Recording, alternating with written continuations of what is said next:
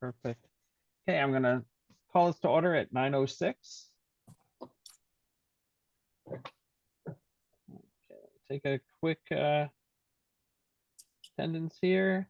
Judy's here. Yes. Betsy's here. Yes. Chris is here. Yes. And I'm here, so we have a quorum. Okay, welcome everybody. Thank you for getting up early on a Saturday.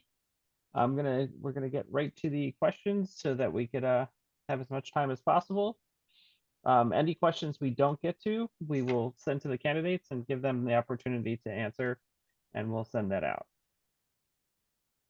Oh, somebody have a coin? We can do a coin toss.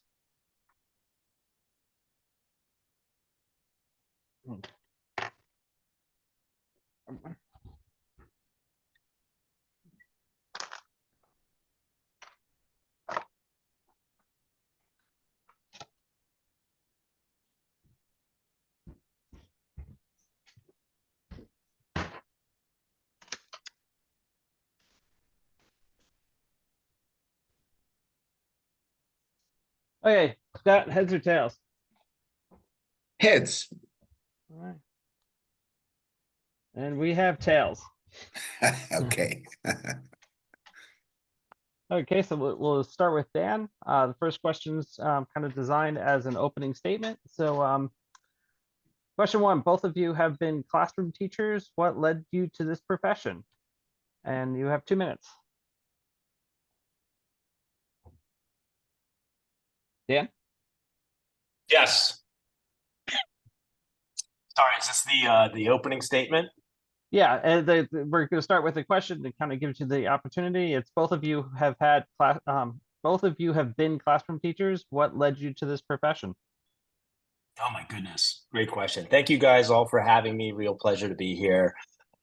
So growing up, when I was in 8th grade, I watched a movie called Stand and Deliver. And for whatever reason, the 14-year-old person that I was, it literally was a shot right to the heart. And I knew at that moment that I wanted nothing more than to be an urban math teacher.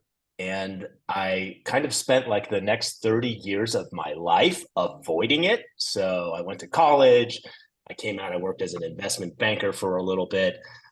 I worked in technology in the Bay Area at a couple of high-tech startups. And then in the early 2000s, came back down to LA and was excited to get involved in public education and really pursue my passion, but didn't get into it immediately. I helped open 17 charter schools with Green Dot Public Schools in the highest need parts of LA. I opened a philanthropy for LA Unified to raise money for critical programs in the district. And about 7.5 years ago, I'd been involved in education for so long. I stared at my computer one morning and I just couldn't bring myself to do any work. Like I was in public education and I was so tantalizingly close to the classroom, but I was not in it. And I knew at that moment that I couldn't go on unless I actually pursued that original passion, that dream that I had as a kid. And I literally dropped everything I did that moment. And it was April of 2018. And I said, I have to get in the classroom. I have to teach. And I can tell you that the last 6.5 years have been just unbelievably amazing and fulfilling. It's almost like I'm 48 years old, almost 49. And it's almost like in my mid-40s, I got to do my childhood dream. It's like some kids dream of being a ball player. And it's like at the age of 42 with 3 kids, all of a sudden you're playing in the big leagues. Like that's how it feels for me every single day when I go into the classroom. I love teaching math.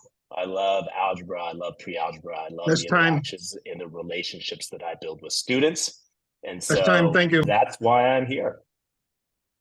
All right, thank you. Okay, Scott.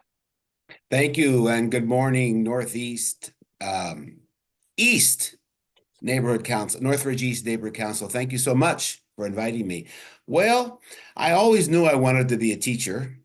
I was the first member of my family to go to college. In fact, probably the first member of my family to graduate high school. But I love teaching. I had a wonderful, wonderful Spanish teacher in 9th grade who really inspired me, and I modeled her. Joan Lucas Boyer from 50 plus years ago. I still remember her as an excellent teacher. Always wanted to teach, always wanted to work with kids. And I think education is the way to help our kids to succeed in life. There is nothing more important than education for us. So I want to tell you that 50 plus years as a teacher, and then a counselor, then assistant principal, and then a principal. I know my schools very well. I believe in bottom up leading. I mean, you have to have the experience as a teacher to work your way up to a principal to know what's happening in schools. Since COVID, we had learning loss, but we're starting to close that gap right now. Very important for our kids to keep making progress going forward.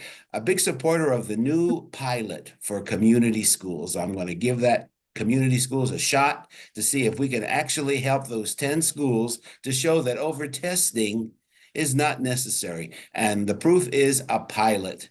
And I'm a big supporter of pilots. Instead of implementing something school-wide for every single school, let's start small. Let's start with pilots and let's find out. Just so you know, the only candidate supported by school police, the only candidate supported by the Democratic Party, and lots of people that we know in the Valley who are supportive of me, including Julie Kornstein and Adrien Nazarian and Bob Bloomfield, people who I think matter in our community. Also, Dennis Zine is one of my supporters also. I just want you to know that schools are in my heart. Time. Time is up. All right, thank you. So we're gonna alternate first responses. This is a question from the constituent. We're gonna do, we'll start with a 2-minute response. Then the next person will get 3 minutes, and then we'll have a 1-minute rebuttal. So Scott, the question starts with you. Oh, and can I, yeah, sorry, really quickly. Yeah. Who's keeping time here? Okay, would you mind maybe like holding up a sign if we have like 15 seconds left, getting into the end of our answer? Thank you. You want a sign, or you want me to put like my hand up 10 seconds? I think maybe a sign or like that's good. Gives us a little bit of a lead into the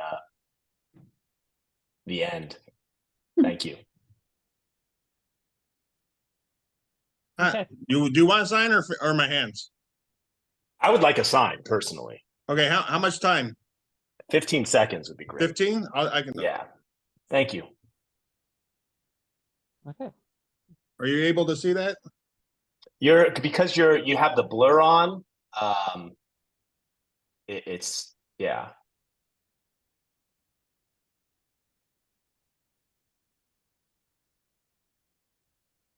Okay. Oh, way better. Thank you so much. Better. Appreciate it. Okay, so Scott, question from the constituent. Do you support the co-location of charter schools on public school campuses? 2 minutes. In certain schools, that does work, but in general, it does not work. I believe that the co-locations of the schools on my public school campuses cause lots of problems. There's decisions about what entrance kids will use, what entrance parents will use. There's a problem with the assigning of the auditorium, the gymnasium, certain classrooms during the school day to decide who's going to be where and when. I really believe that our traditional public schools should have the right to have the rooms that they need for giving a good education to the kids. And the old rule, which was never a rule, was never true, but was that you had to have a roster carrying teacher in order to have a room saved by the school. And that is not true. We have lots of rooms in school for IEP preparation, for parent conferencing, rooms for our PSWs and PSAs to meet in order to discuss different items at the school. It usually, on the most part, does not work. This competition for resources and room space leads to lots of tension, and it's not a healthy situation at the school when we have these co-locations. Okay. My turn? Yeah. Yeah. So, as a teacher and as someone involved in education for the last 20 years, I've been involved in only successful co-locations. And I kind of believe what we teach our kids in elementary school, which is sharing is caring.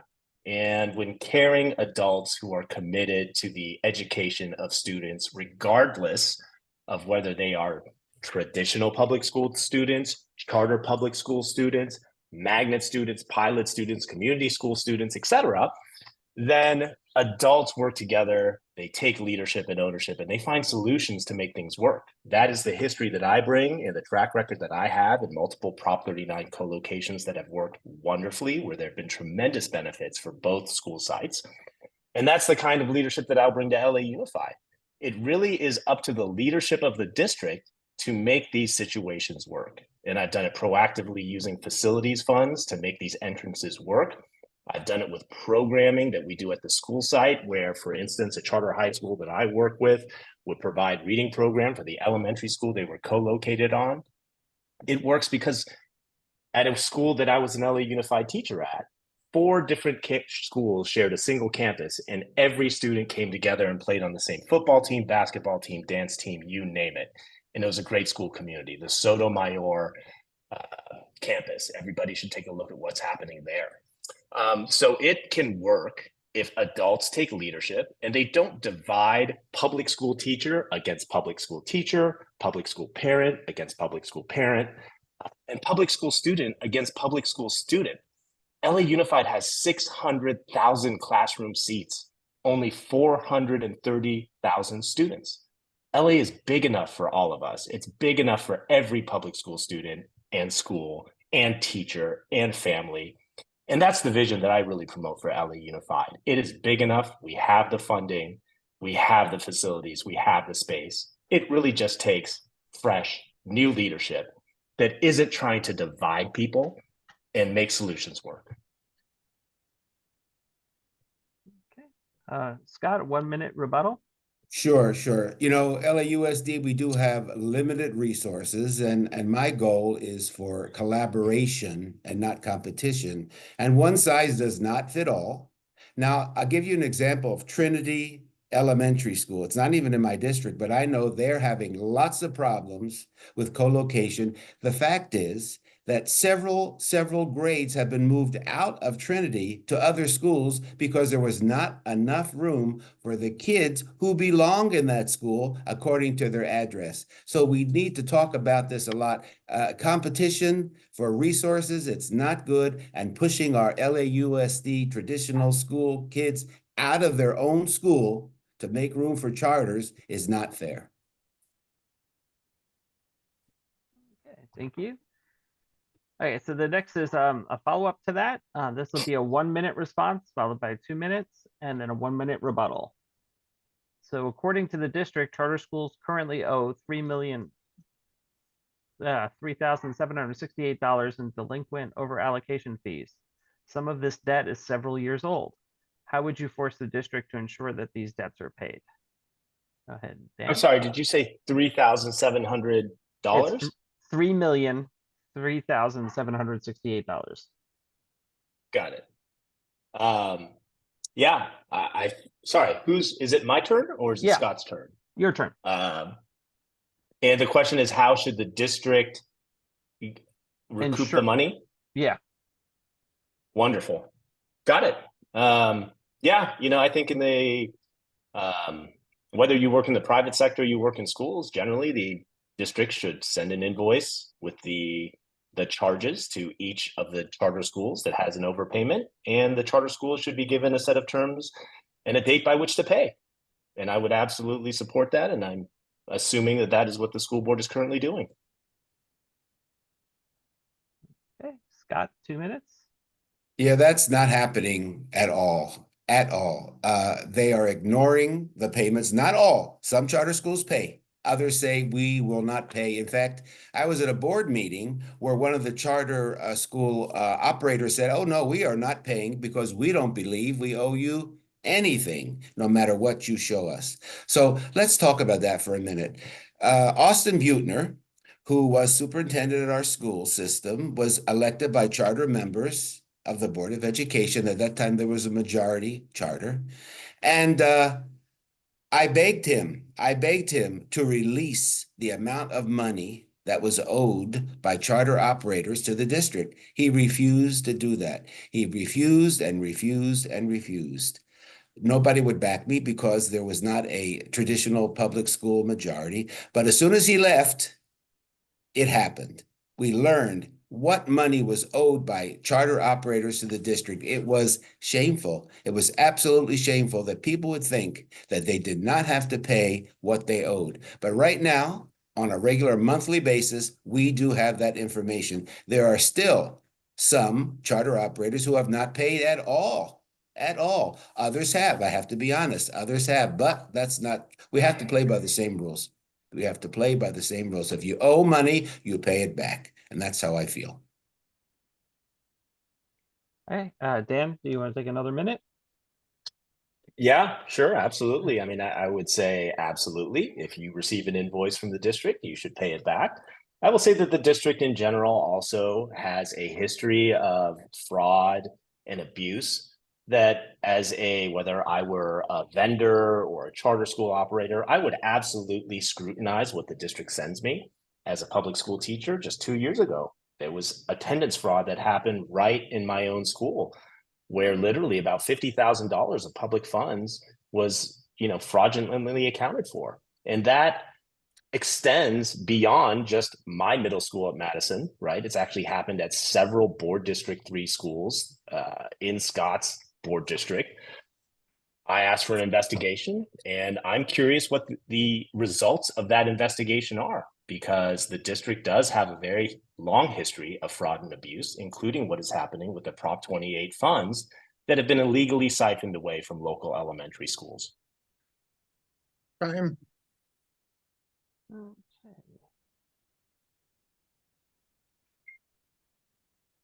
Okay, Scott, we'll start this question. It's another follow-up. After telling the LAUSD school board for years that state law required the district to classify classify classrooms used to provide special education services as empty and therefore available to be given away when providing space under Prop 39, the director of the charter school division admitted this year that it was instead the policy of the district. As a result, some of our most vulnerable children were receiving these services in closets and stairwells. How should Jose Col Gutierrez, director of the charter school division, be held accountable for misleading the board? Got 1 minute. Yes, thank you.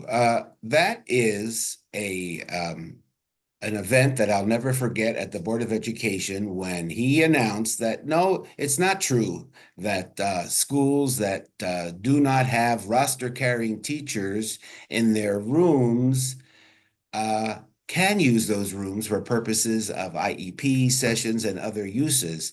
I remember the silence in the room. I was there. I remember the silence in the room when we heard that statement. There should be discipline done. Everybody needs to be disciplined when they do something that's really, really egregious. And saying after all of these years, that these rooms cannot be used unless the specification was roster carrying teachers, we found that is not true. And that's a urban myth that needed to be done. And it's now the covers are pulled back. The covers are pulled back. You may not keep rooms from teachers and students just because there is not a roster carrying teacher there. Thank you. Okay. Dan, 2 minutes. Absolutely. Yeah, I like that Scott talked about urban myths, because in many cases, these incidents are exactly that: urban myths, disinformation, momentary instances where someone has taken something like a meme and tried to make it public and use it in a political way to really divide public school families, public school teachers, and public schools from each other. And I think it really does point to the lack of leadership at the school board, and particularly with Scott when it comes to these issues. Time and time again on this call, we've just heard Scott say that traditional public schools versus charter public schools, and really fester and promote and foment division between our public school families in Los Angeles. And I can tell you as a candidate that I do not stand for that at all. I will bring us together LA is big enough for all of us. We need all of us to provide services to all of our students. And so that's what I stand for.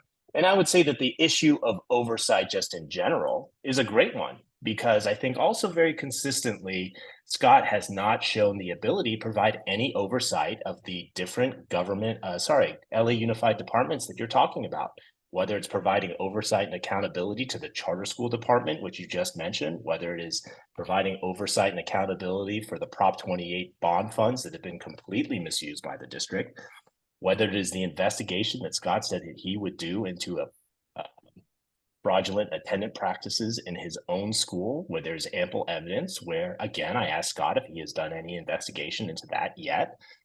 And lastly, I would just say, if people need evidence of the inability to do oversight, I would point no further than to the integrated pest management meeting of 2 weeks ago, where Scott provided no oversight again to toxic chemicals on school campuses. So oversight is important, and I will do that. Okay, Scott, would you like to take a minute? Yes, it's a terrible thing when someone keeps lying over and over and over again, no matter what they're told. We did do an investigation about Prop 28. There was $30 million returned because they thought that there may be a problem with the amount done. Mr. Carvalho has said on the last board meeting he will do an audit. He will do an audit this year because of me. And that is what we're having to do. When you talk about the integrated pest management, there is no board member who would volunteer to be on that committee to bring it back, bring it up to the standards of 2024. I am the only board member who is willing to meet and be the chair of the IPM committee. And so that's just so ridiculous. And the same lies over and over again. Get some new lies. It's getting tiring. Thank you. I would love to respond, Carl. Good. Yeah, I would say, when we talk about someone who's not telling the truth and someone who's not being honest with the public, I would say that I do my homework and I never say anything that's not true. So if you'd let me, I would love to post a link to the most recent integrated pest management meeting, where you will see Scott, who is the chair, who didn't say anything in that meeting until the very end, when he just said, "Can this meeting be adjourned?" And in the meantime, there was a woman who's been a volunteer for many years at LA Unified, trying to help LA Unified keep toxic chemicals away from students. And she asked over and over, just pleading and begging for more information. And why hasn't the district, after 2 years, followed its own recommendations to upgrade its safety practices? And Scott said nothing and provided no oversight. So I'd love to link that into the Zoom, and everybody can watch it for themselves and just decide, like, who's telling the truth and who isn't. Can I link something into the chat? I believe that's available. All Scott, right. Scott, would you like to take another minute? Yes, the person of whom he is speaking happens to be a friend of mine who have asked me personally to chair that committee to bring it back to life. And that who he is talking about. No names, of course, but I know exactly who he's talking about. And she will verify that I am the person who brought this committee back to life because nobody else would do it. That's it. Thank you, Carl. Oh, I'm not able to link the video evidence into the chat.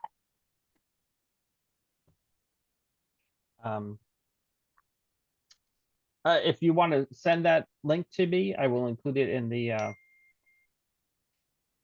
when we send out the responses. Thank you. Okay.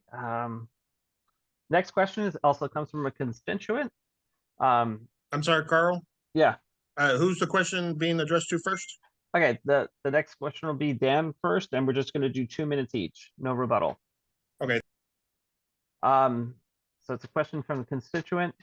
LAUSD is required to have a homeless liaison for each school per the McKinley-Vento Homeless Assistance Act. What are the candidates' positions on LAUSD partnering with the Department of Neighborhood Empowerment, homeless liaisons, in neighborhood councils to notify our constituents about homeless services for students and their parents at their schools. And go ahead, Dan. Oh, it is so desperately needed. And LA Unified really, we welcome and we should welcome all partners to help those students. A couple of years ago, I was teaching and I noticed a student of mine, she was just always absent. And she always, whenever she was in class, had this kind of wry smile on her face. Like she was just happy to be there. And, one day I was doing a problem on the board. I turned around, I saw her and she just, had this wry smile. And I'm like, oh, that's amazing. And then, one day I asked her, I'm like, why are you absent so often?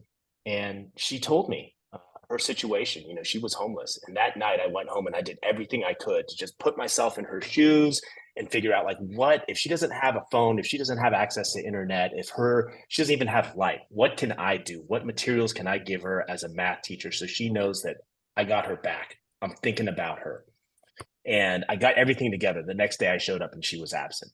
And then the day after that. And then 2 days later, she was gone and her name just disappeared from my roll book. And the thought of her crushes me to this day. And so I support all resources coming to help our students. Every classroom that I teach probably has one or two. And their stories and their education and their growth should be top of mind for everybody at the LA Unified School Board. Scott, 2 minutes. Yeah, yes, thank you, Carl. So what Dan is talking about, we are actually doing. And let me just tell you that I'm a big proponent of neighborhood councils. I work with all of my neighborhood councils, all 34 of them in the San Fernando Valley. Big proponent of psychiatric social workers at our schools. Big proponent of PSA, pupil services and attendance at all our schools. And that's one of the reasons, Carl, that I am supporting community schools with our wrap around services. There are so many cases like Dan spoke about, so many, and I make sure that all of our schools have sufficient help. If they don't have enough PSW time or PSA time, I make sure that our local district supplies the extra counselors to handle these situations. Kids are my most important responsibility, and I make sure that they get the help that they need. It's communication, lots of communication with the school directly to find out what's happening at our schools. And that includes my school visits. I visit all of my schools all of the time to find out what's happening. And this is what my next 4 years will be about, making sure that we have the right people at school to help our kids to be healthy, educated, and safe. Next question is for Scott. According to LA City Ethics, over $1.7 million has been spent so far in this campaign to persuade voters. What statement or statements from the opposing campaign team about you would you like to address? And that's we'll do 2 minutes and then 3 minutes and then 1 minute rebuttal. Yes. What I find so interesting is when I look at the statements, I see millions of dollars dropped into my opponent's campaign. I'm dialing for dollars all the time, talking to our constituents, trying to get them to contribute to help me win this campaign. My component is a charter school man, as you know. Lots of help from the charter school division, from billionaires like Bill Bloomberg, who just dropped millions of dollars to help them out in this campaign. There's such a dislike of public schools and such a dislike of wanting to privatize schools. It's very, very sad. That is my biggest problem, is the way that the charter school industry is dropping money into this campaign and not giving the public school person a chance to win for public school children. Okay, Dan, 3 minutes. Well, as a UTLA member and a LA Unified public school teacher, again, I'm just deeply, deeply saddened by the rhetoric coming from Scott. It's just, I think it is deplorable.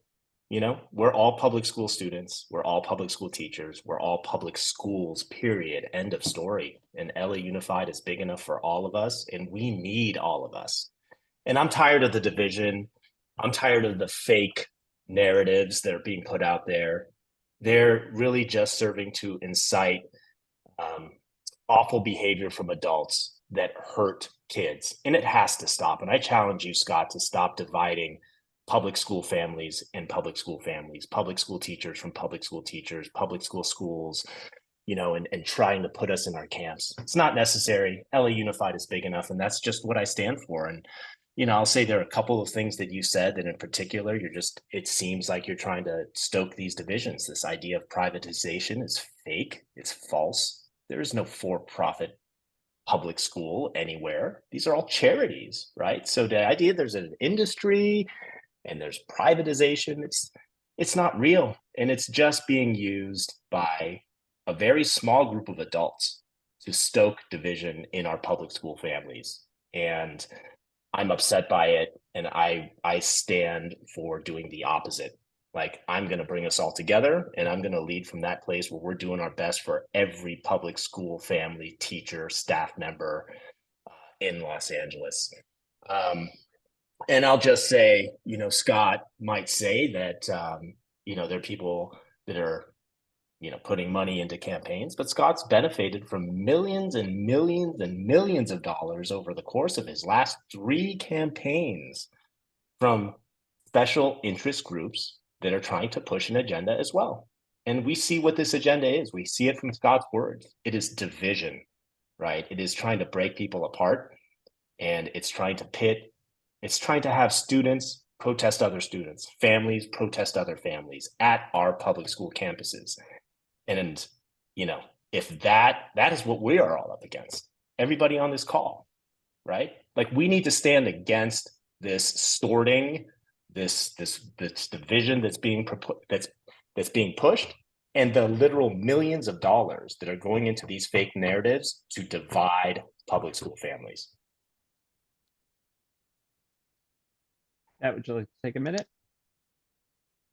Yeah, we're talking about, for example, teachers. I'm supported by UTLA. I'm supported by school police. I'm supported by all Democratic organizations, the unions. And we're talking about teachers who are dropping $25 into the campaign versus millionaires who are dropping millions into the other campaign. And believe it or not, there is a campaign for privatization of our schools, and Dan is the leader of that privatization of our schools, and that is the actual truth. My interest is in teachers and kids, and that's it. And Dan knows it's true. But it's okay. He knows it's true. Can I respond? Sure, we'll do Is there another room for minute a each. rebuttal here? We'll Yeah, do well, again, I have way more $25 donations than Scott as evidence of the campaign that I'm running that's reaching out and getting a lot of momentum. But I want to come back to this, the sort of the continual mistruths and, the innuendos that Scott likes to throw out. And I'll just ask a couple of just very simple questions to Scott. Scott, you were a lifelong Republican up until 2019. You voted in the closed Republican primary that had Donald Trump, John Kasich, Ted Cruz on it. I mean, here's a question. Who did you vote for in the closed Republican primary of 2016? Can you answer that question honestly? The second question I'd ask you, Scott, is did you in fact defund the police? Did you cut the LA Unified School police budget by $25 million? Did you vote for that? Yes or no? 2 questions for you. Can you answer them honestly? Okay, Scott, want to take a minute? I'm endorsed by all the Democratic Party leaders in Los Angeles County, in the state of California. I don't understand why we keep bringing this back. And we'll post our link of donations to this campaign. Again, lies, more lies. It's a shame. It's really sad. It's really sad that there's so much lying going on behalf of Dan Chang and his backers.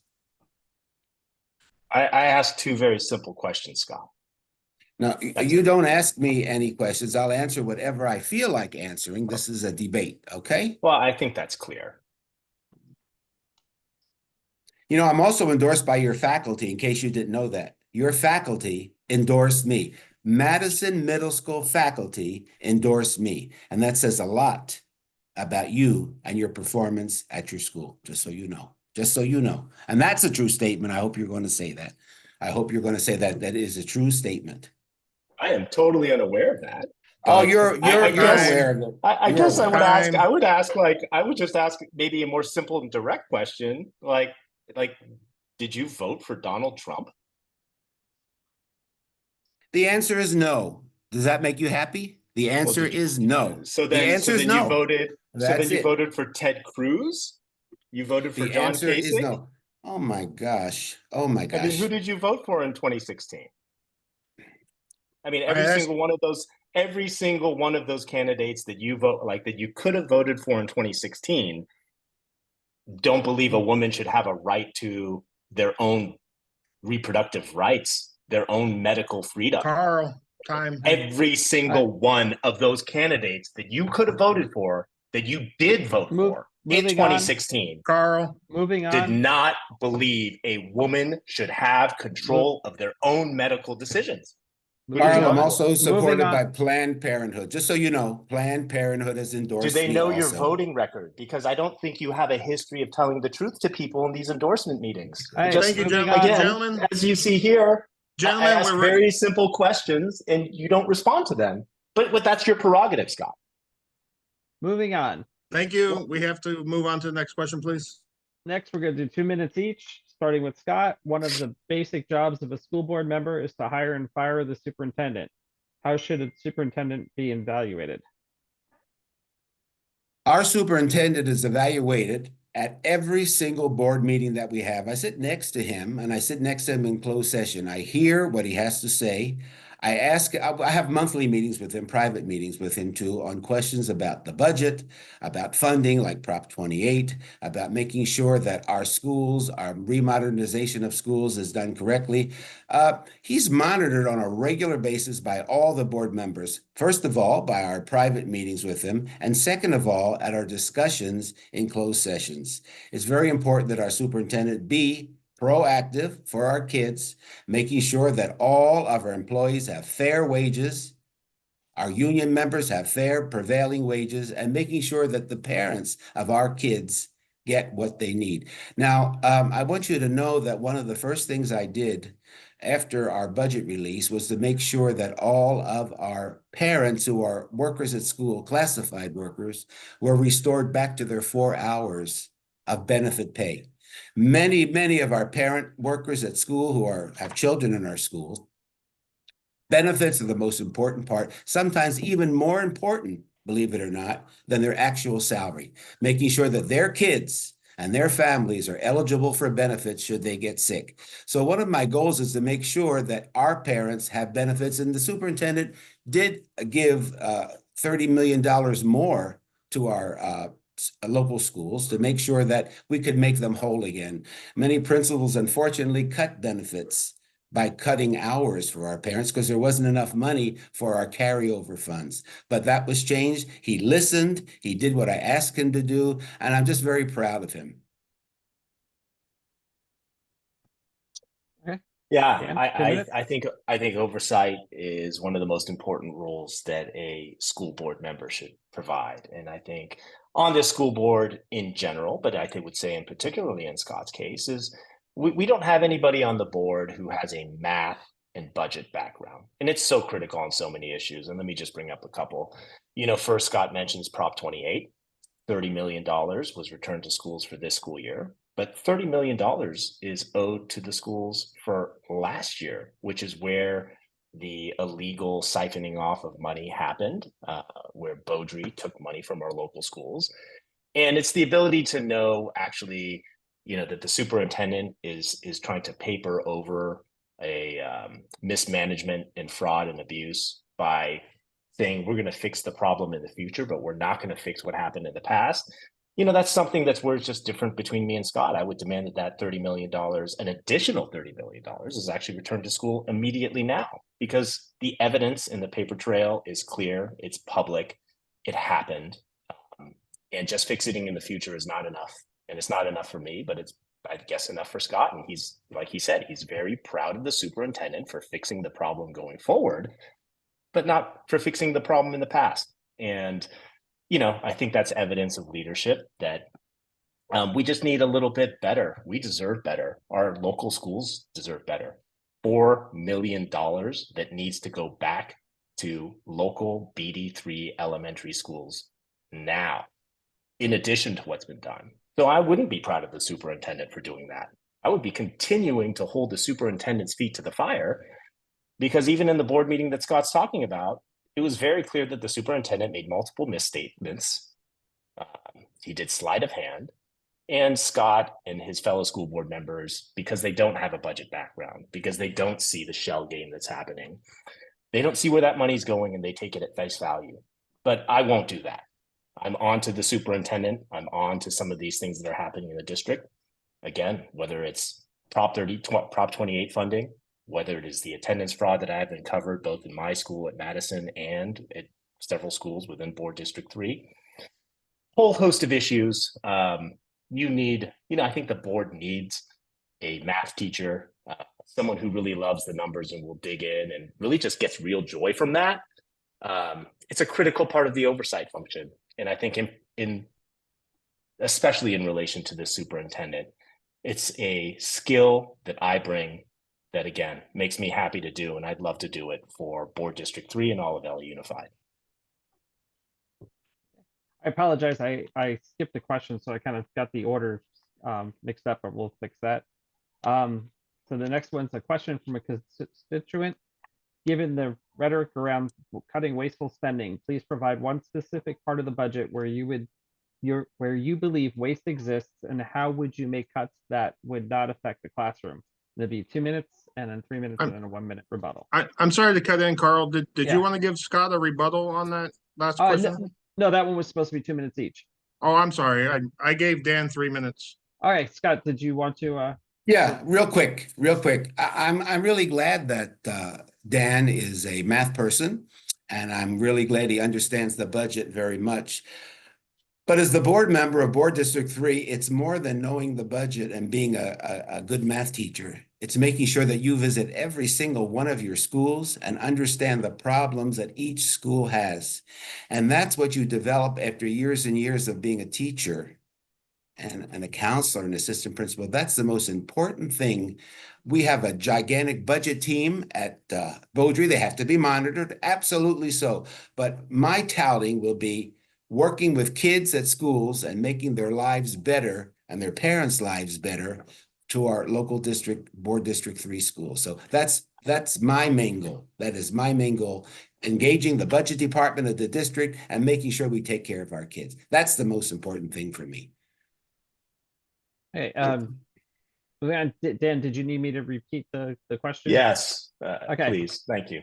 Given the rhetoric around cutting wasteful spending, please provide one specific part of the budget where you believe waste exists, and how would you make cuts that would not affect the classroom?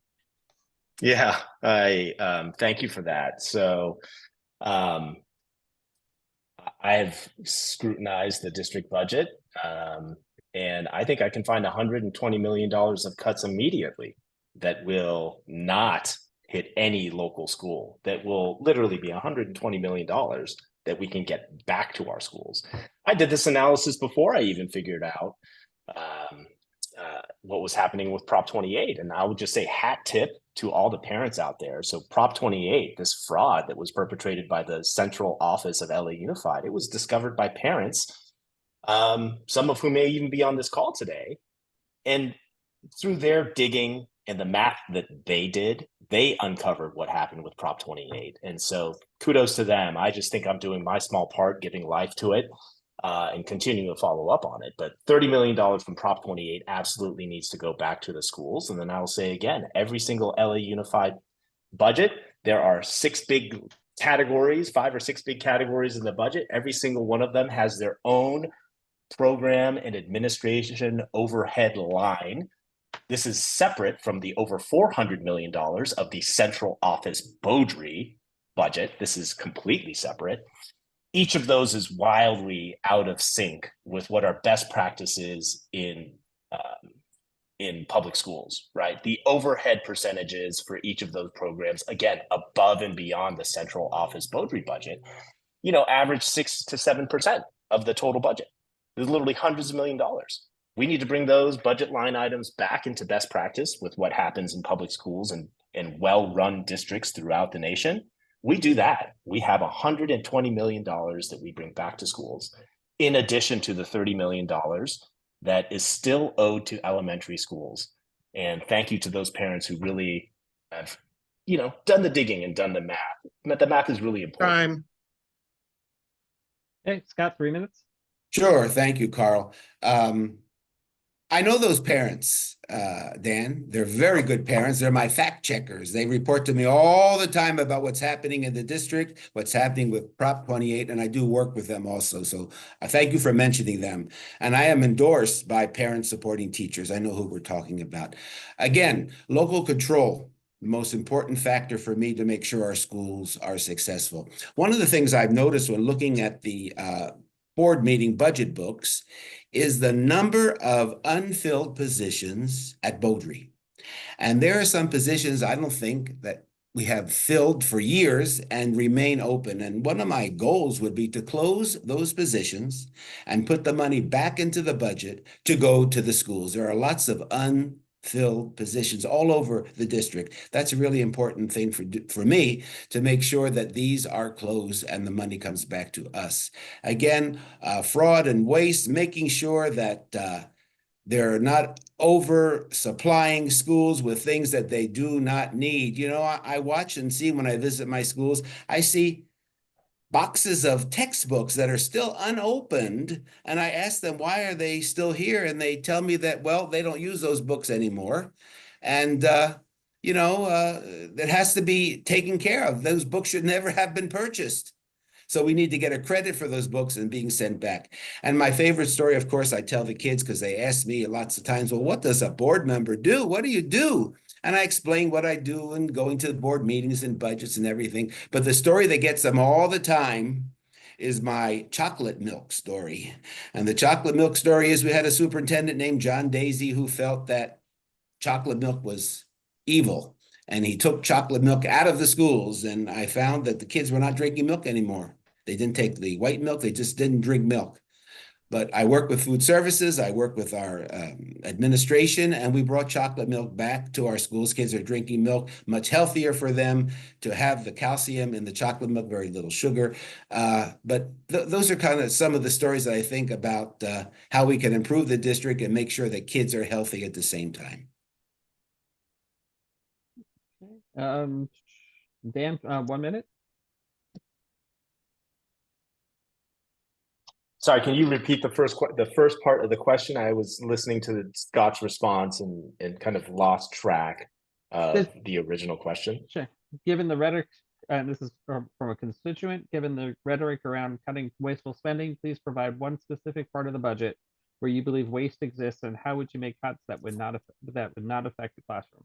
Oh, right. So I started with this question, and I think, again, just even as a teacher in the classroom, it's been very clear to me how the district, without effective oversight, consistently oversteps its bounds. You see it in attendance fraud. You see it in Prop 28 arts funding, which still has not been fully returned to school. You see it at the highest levels where, whether it is the current school facilities bond or these unbelievable overhead line items that are being charged for different district programs, right? Without an effective oversight function, the district is literally siphoning off millions of dollars away from local schools. And so having a math teacher and a budget expert and someone who really loves the numbers is just an important part of providing oversight in LA Unified. Okay, we got a little bit of a late start, but I don't want to hold you if you have other plans. Can we put another 15 minutes in? I unfortunately have a hard stop. My son has a dance lesson at 10:15, so I've got about 5 minutes left. All right, that's why I wanted to check. Thank you. Okay, so we're gonna do closing statements then, 2 minutes each. Starting with, I guess, Dan, you started, so Scott will start the closing. Yeah, oh, sorry. Go ahead, Scott. That's okay. Thank you.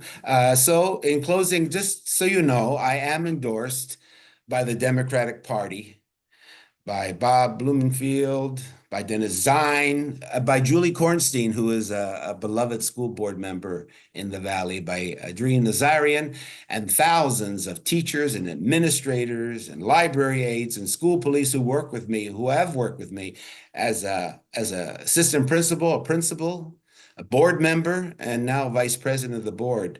I have my 50 years of experience in working with schools. I look at each school as an individual entity. When I visit schools, I assist them. Now, you know, this past problem with the HVAC, the air conditioning problems, I answer every single one of the emails that are sent to me by my schools. They trust me.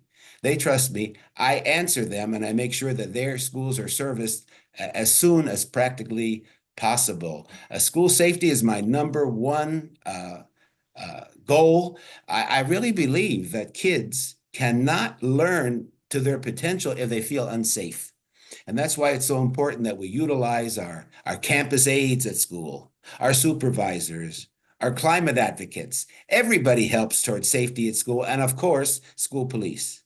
If a school decides after consultation with the community, the kids, the teachers, the staff, and they feel they belong, have a school-based officer there and it belongs there, it's okay with me. I support that. If a school says, no, we don't want a school police officer at our school, we feel okay. I'm okay with that too. But school police should be available to every single school in rapid time. And that's what's happening today with the cutting of school police. So we need to bring them back. Thank you. Okay, Dan?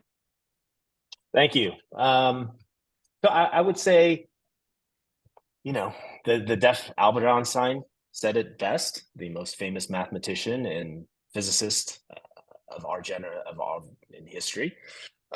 You know, the definition of insanity is doing the same thing over and over again and expecting different results. LA Unified has been stagnant. Our students are feeling far less safe than they did even just 2 years ago. We've talked a lot about fraud, waste, and corruption. Everything from arts funding being taken from our local Valley elementary schools to the district budget as a whole.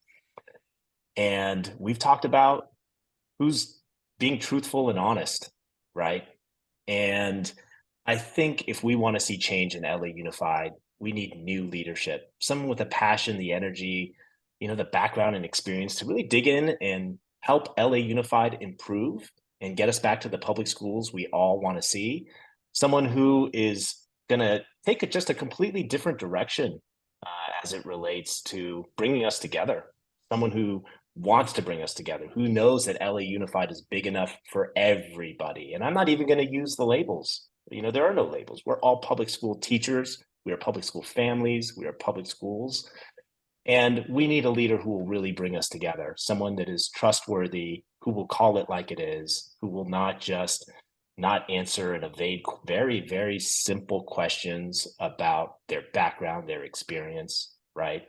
Someone who will say, you know, what needs to be done. And I really believe I'm that candidate. And I think if we want to see the district improve and change and get better, then I'll hope you will listen and support my campaign. I am Dan Chang. I am a public school teacher, an LA Unified teacher. My campaign website is www.chang4change.org. Thank you. Okay, and I thank both of the candidates for participating this Thank early you. Saturday Thank morning. you. Thank you. Thank you. And thank you to all the people who sent in questions. We have some questions that weren't we didn't get to, so I'm going to email those out to both of the candidates, and if they want to provide responses, we'll then email it out to everybody who RSVP'd today. Be happy to. Thank you. Thank you. And Carl, I'll email you now the link that I mentioned, and you know, whatever you send out to folks that are on this call, if you would be so kind as to include that link, I would greatly appreciate it. Absolutely. Thank you so much. Thank you. Okay, so moving on with our meeting. On the agenda, there's some announcements about a VFW National Citizenship Education Teacher Award and also a VFW Patriots Pen and Voice of Democracy. I invite everybody to click on those links and see the information on there. Any comments or can we move on? Okay. If we could approve the minutes from the August meeting. Does somebody want to move that? So moved. Sorry, Go I ahead. move that we approve the minutes. Okay. I second it. Okay, any discussion? Any comments? Okay, I'll take the vote. Judy, Yes. Betsy, Yes, Chris? Yes. Yes. Okay, thank you. That passes. Okay, so for the rest of the, okay, well, let's see. Do we have any public representatives of public officials who would like to make comments? Please raise your hand. Or not. Okay, seeing none, we can move on from there. For the rest of the agenda, is there anything that anybody wants to address? Or should we just table it until the next meeting? I don't know if did you get the pictures I sent Carl from Endosol? Oh, yes, I did. I forgot to link them. I can link them to the next agenda. I may have them. I may be able to share them. Oh, okay. Let me see, do we?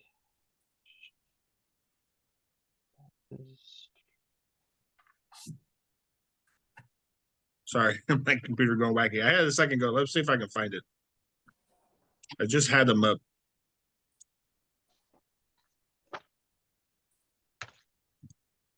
While you're doing that, I'm looking for what the, okay, that's item 8 we're talking about. Oh, there they are. They're hiding.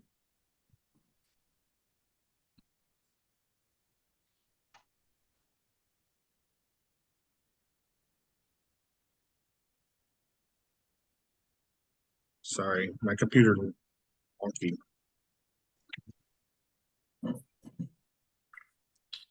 So that's the mural for the MPG that was funded last year or Oh, that's beautiful. a couple years ago.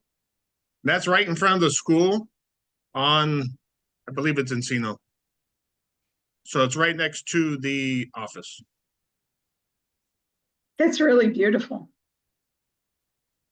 And then unfortunately, they already completed the other one. So I believe that we're not able to help fund that one. This is the one they wanted to help us, wanted help to complete. But they completed it before getting our funding. So we're not able to help them with that.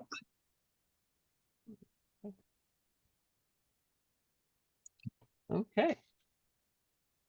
Excellent. Any other discussion on that? I'm glad we were able to help with the first one though.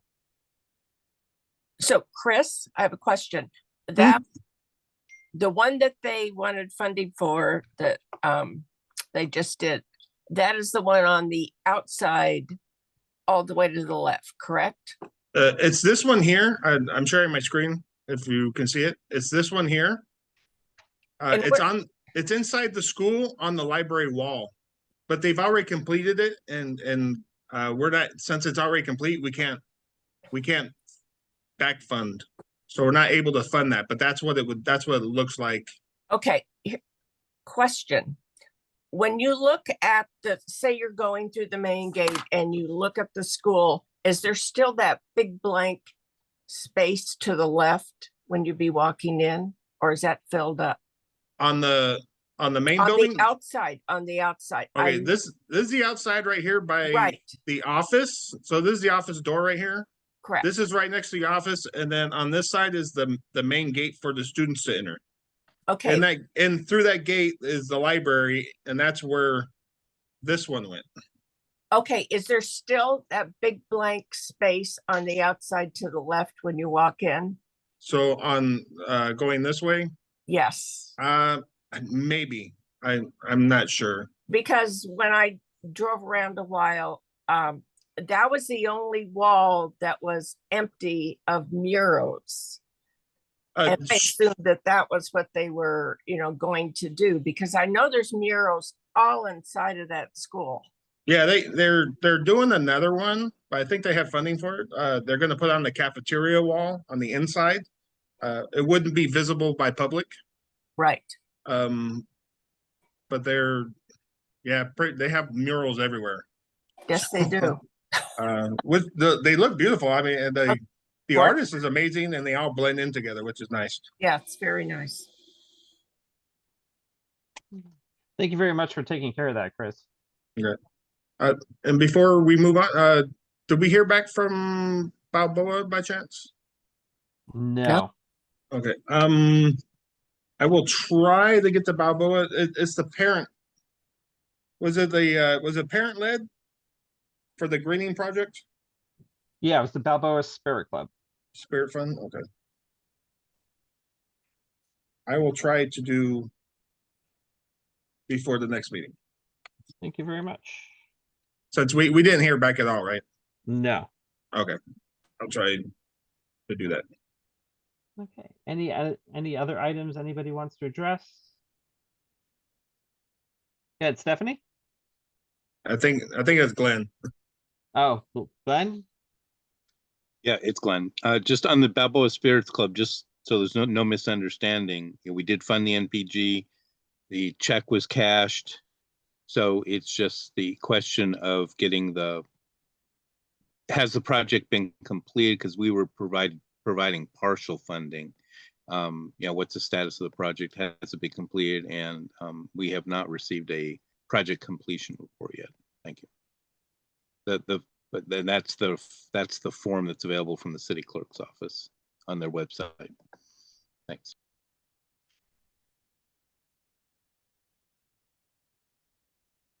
Okay, anything else? Okay, then moving on to item 20, which is public comments from stakeholders. Go ahead, Barbara.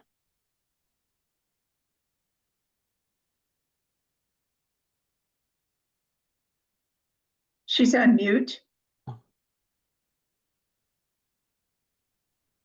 Can you hear me now? Yes. Yes. With the shooting incident that we experienced in the last couple of weeks, I'd like to revisit the issues on safety for the Northridge Academy High School loop. If you're on the loop, you're stuck.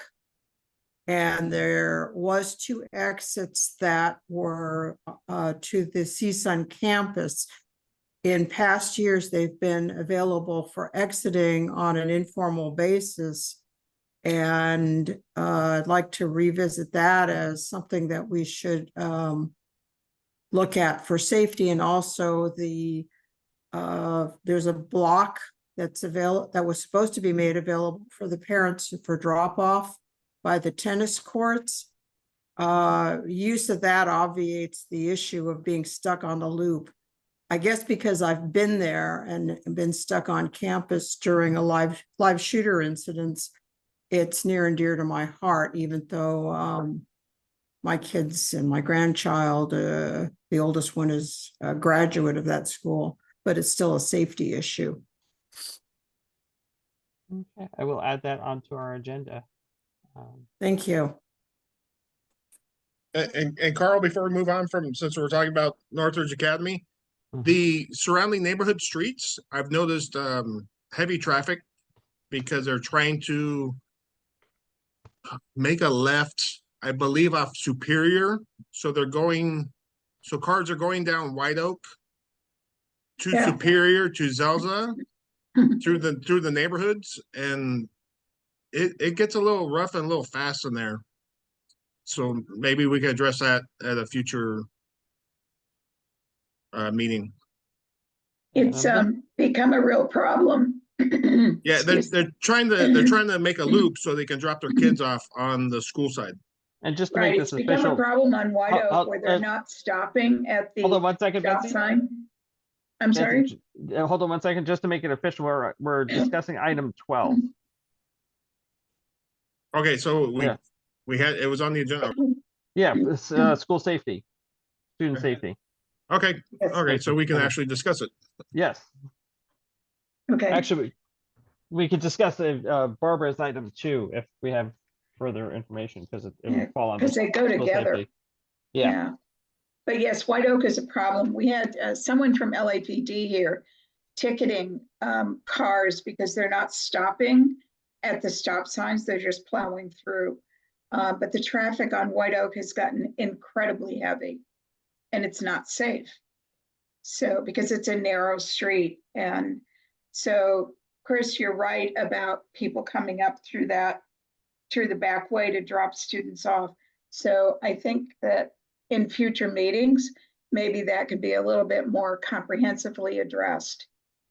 Yeah, maybe even the need to request speed bumps for Superior leading to Zelza. And maybe even speed bumps on White Oak if the neighborhood requests so. Yeah.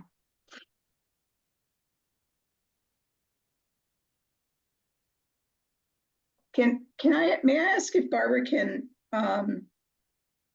expand just a little bit on what she was talking about the route out of Northridge Academy, and in the past being able to use an exit that was on the CSUN campus? Because school safety is really, it's a critical issue now. That when you enter the campus for the drop off, on the first turn at the back of the campus, there's one gated exit. And then when you come around the other side, there's an exit that goes into what used to be where the campus police had a station. There's a gate there that used to be left unlocked. It looked like it was locked, but if you looked at it closely, you could open it. And that was kind of an informal thing.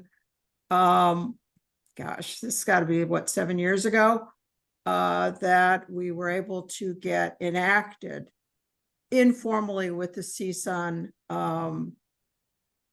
police department. The other part of it was when the parking garage was a subject of discussion before it was built, we had requested through the Northridge site committee and I guess the equivalent of their PTA, which I was an officer of back in those years, that the area in front of the tennis courts be left as a drop-off zone and pickup zone for Northridge Academy. And that was kind of a trade with the then CFO, and I think he's still a CFO of CSUN, because we also requested a cut back on the number of spaces in the CSUN parking garage, which is now there. But that last time I spoke to the well, I don't know if he's still the CFO of CSUN, he politely told me he didn't remember the discussion, but there were more than 3 members of the CSUN parent committee that met with him at the back of one of our meetings, the board meetings, to discuss that, because that was kind of a trade for our support of the reduced parking garage. But it was the same committee members and that were involved with the light on Superior and Zelza, which was also a safety addition. So I guess, Betsy, what I would also ask for is maybe it's appropriate that we look at some kind of speed bump on Zelza, because you still have a lot of speeding there, as you do on any access toward, that goes towards that garage. No one enforces it, and you're in kind of a no man's land, to be honest with you. The CSUN police and the school police for LA Unified, as well as Devonshire, you're into a political no man's land right there. So Barbara, I'm hearing a couple things, and I'm wondering, Carl, or Glenn, or Chris, or Judy, if there's something that as a neighborhood council we can do to facilitate some dialogue between CSUN and Northridge Academy and whoever else needs to be involved to try and get some additional exit access during school hours. And that seems to be really critical. The speed bump on Zelza, I think, would be more problematic. But I think to have an additional exit access for students and teachers, should anything occur, might be some reasonable dialogue that we could initiate. I don't know if that's out of our venue or not. That might be a question for the CSUN liaison that comes to the neighborhood council meetings. I haven't seen that person in a while. Well, she was engaged, the last person, and I forget her name, but then we lost her. Yeah, we have a new one now. I believe it was Sharifi. If I mispronounce her name, I apologize. But she was replaced. Unfortunately, I didn't make the last meeting, so I don't remember or recall who it was. Ashley is the new person. Ashley. That might be somebody that might cross a bridge to Northridge Academy and CSUN to ask about additional exits. A speed bump on Zelza won't happen because that's a boulevard, and it's not possible. That's a heavy traffic. I believe it's 35, maybe 40 miles an hour. They would never put a speed bump there. I believe it's 35 now. Yeah. Another past safety thing that we were involved with. I mean, they might be able to put rumble bumps just to bring notice, which are just the little 4-inch circles that Yeah, rumble they the actually tires. increased the speed on Zelza. Yeah, it's I forgot what it was. I just I saw it think the it's other day, 40 but now. yeah, I think it's 40. Yeah. Again. The other person you may be able to bring this up with at the next meeting is the representative for John Lee. I know, like right now on Reseda by the 118, they have one of those. They have the radar with you're going this fast, and just to make everybody aware. And I think Yeah, that's portable, so maybe we could request that it be brought into that area. Yeah, or even we could probably, if somebody wanted to, not us, but somebody from the school wanted to probably start a fund or something to get one of those permanent installed on a light. I've seen those all around too. There's one by Granada, I believe, that displays as permanent. So can Barbara or Chris, can you bring those two subjects up at the next board meeting? Sure. Our board meeting. Yeah, Next week. Yeah, Next Wednesday. Bring it up as a concern of the education committee. I think we have Okay. consensus that's. Yeah, Wednesday. That's the 18th. Yes. Yes, I should be. Yeah, I just think that's really important. So for homework, I mean, there are a couple issues. I don't want to go on the Northridge Academy campus and look like some vagrant there, but I really do want to get permission to go on the campus and take a look. So I have a good visual perception of where the exits are or where the potential exits are. But yeah, I think that's really important. So is the board meeting on Zoom? Yes. Okay. And there's usually an item on there about updates from Northridge, and then we usually also have an update from John Lee's office. Okay. Go ahead, Judy. My question would be, we got a light there. Is there any way that during the hours of the drop off and the pickup, I don't know if they can hook a device in that, you know, flashes or makes it, you have to, you know, slow down or even stop. I know people won't like that, but that's better than, you know, running into a kid or something like that.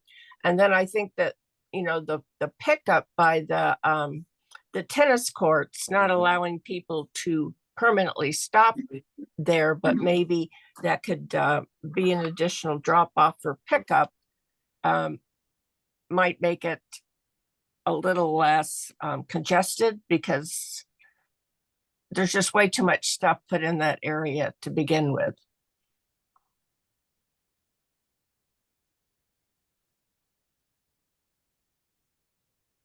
Is that Glenn? Is that you with the I hand think it's raised? Glenn. Yeah, that's Glenn.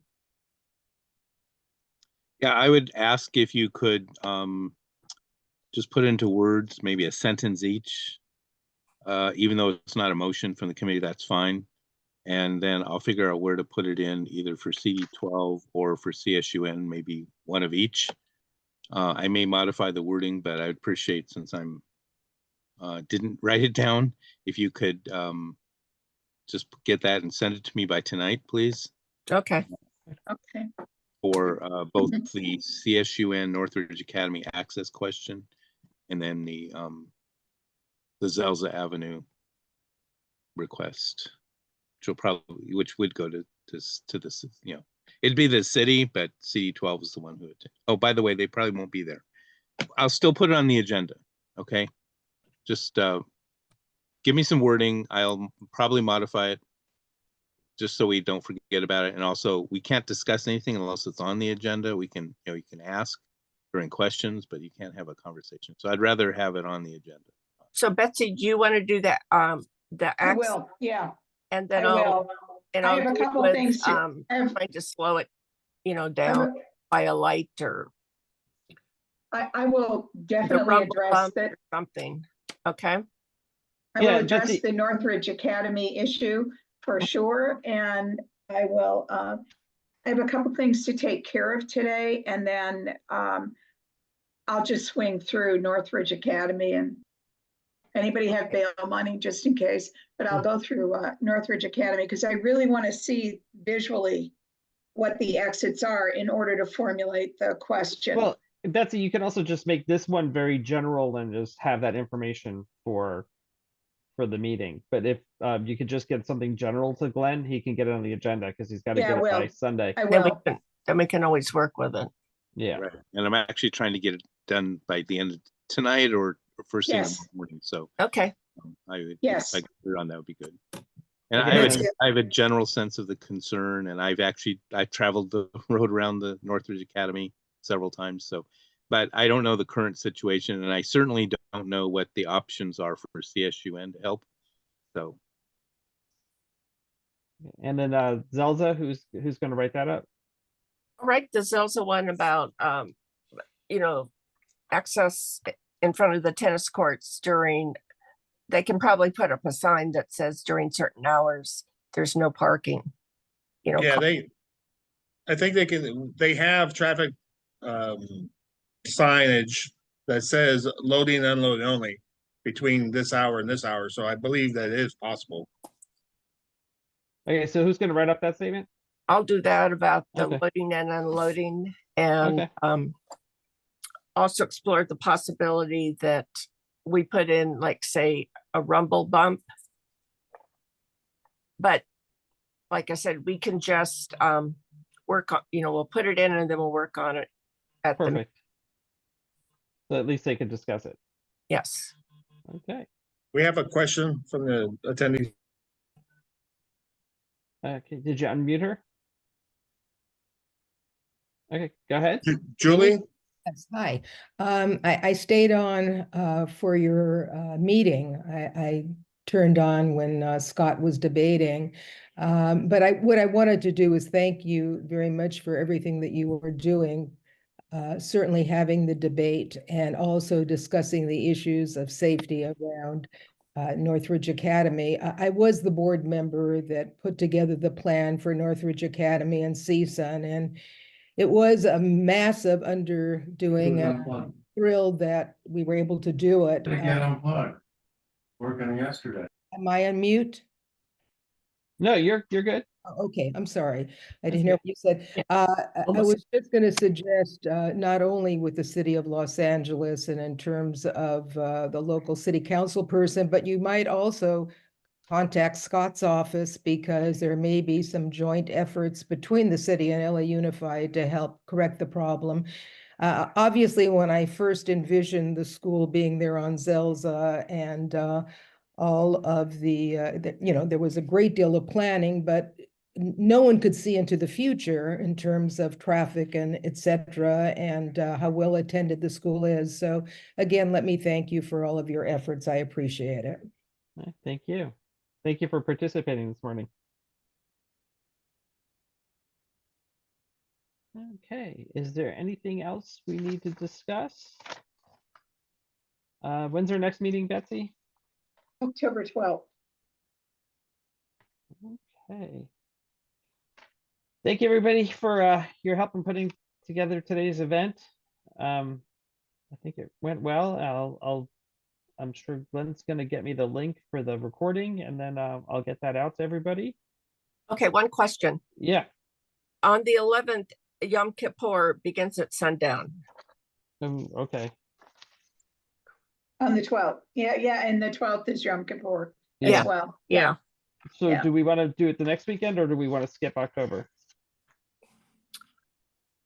I don't know. We have a lot of important issues to discuss, especially if we're bringing up Northridge Academy. Okay. Yeah. Can I would we rather do it on- reschedule than Can we do miss. it on the, let's see. Let's see what we just decided at the other meeting. Okay, let's see.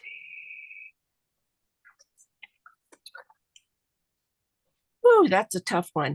Are we able to do like Friday night, or is that I No. work. after sundown, right? I can't Yeah, do. you have to do it before sundown if you're gonna do it on a Friday.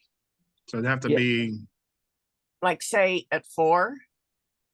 I'm working. yeah, Okay. that's, we gotta work with Carl's. Okay, Carl, when are you available? Yeah, it's pretty much the weekend because I work nights. What about Sunday? Oh, No. we could. No, I can't. Okay, so you work nights. Yes. Can we cram a meeting in during your break? I wouldn't want to do that to Carl. Okay, let's don't do that to Carl then. I guess we're talking about the 12th. Could we move it to the 19th? Skip a week, yeah. I'd rather do that. Okay. Than miss it. Can we do it early? There's a Granada Hill Street Fair. I don't know how much participation we're gonna do or set up any. Glenn, 8 o'clock. 8 a.m. on the 19th, that'll work. That'll Except work. Carl. Well, Carl, you gonna have enough time to sleep? Well, today I'm going to go back to bed. So yeah, we could do that. So you know, October 19th. Yeah. Hold on a second. Glenn was trying to pipe in. yes, we will have a booth there, but I think Stephanie's gonna be setting it up. As long as I have a 9:30 meeting, but we can get the meeting started. If you want to do it at 9, you can do it at 9. We can get the meeting started. You know, that's not a problem. About And 8:30. and then if What you about wanted to, 8:30? and then if you wanted to go to Grand Street Fair, it runs the rest of the day to like 4 or 5 o'clock. So Okay, what about 8:30? Kind of in between. On October 19th. That works for me. Okay. Okay, October Okay, 19th, October 8:30. 19th at 8:30. Okay. All right, anything else? Nope, I'm writing the thing right now and I have one more sentence and I'll send it off. I'll send it to Carl because I don't have Glenn's address, but Carl, you can forward it or enhance it. Okay, would you send me a copy, Betsy? And then I'll send it to Carl first. Okay. And then we'll, Okay, yeah. Okay, so we're gonna adjourn at 10:31, and thank you everybody again for all your participation. I think the event and went thank you well. for all the work you did. Great. Thank you so much, together. Carl. Okay, you're welcome. Okay, Have a great day. you too. Okay, bye-bye. Bye.